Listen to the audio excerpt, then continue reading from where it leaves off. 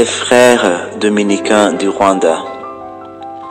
Méditation de l'évangile du lundi de la 6e semaine du temps ordinaire. Chers frères et sœurs, l'histoire de Jonas utilisée par Jésus pour avertir de la dureté des cœurs de ses contemporains concerne davantage les Ninivites que Jonas lui-même. En effet, dans l'histoire, parmi toutes les personnes présentées, Jonas semble être celui qui n'a pas beaucoup de place pour un choix personnel. Il y a cette histoire d'une enseignante de l'école du dimanche qui dit à ses élèves que Dieu nous a donné à tous le droit de choisir.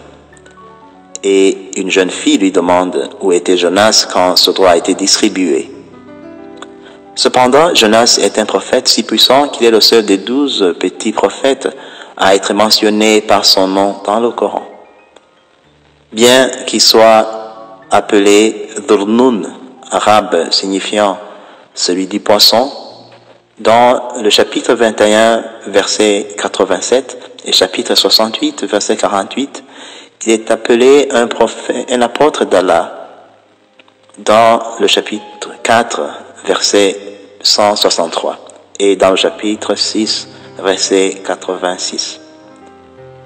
Jonas ou Yunus en arabe est un prophète si important qu'un chapitre, la sourate 10, portait son nom, ce qui explique pourquoi Yunus est une personnalité importante pour l'islam. Le prophète Muhammad, alors qu'il était encore à la Mecque, a dû convaincre les Mecquois d'abandonner leur idolâtrie.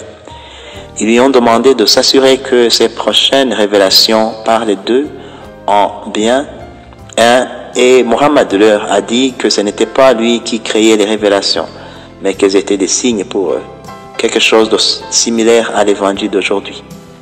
S'ils refusaient de changer comme au temps de Noé et de Moïse, Moussa et Nour, ils seraient punis.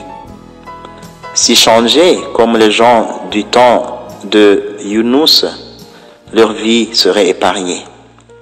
Le chapitre indique ensuite à Muhammad que s'il avait le moindre doute sur la vérité de ce qui lui avait été révélé, il pourrait demander à d'autres personnes du livre, c'est-à-dire les Juifs et les chrétiens, qui seraient en mesure de confirmer le récit du Coran sur ces personnes du passé. Cela montre à quel point Yunus ou Jonas est un prophète bon pour les chrétiens, les musulmans et les Juifs.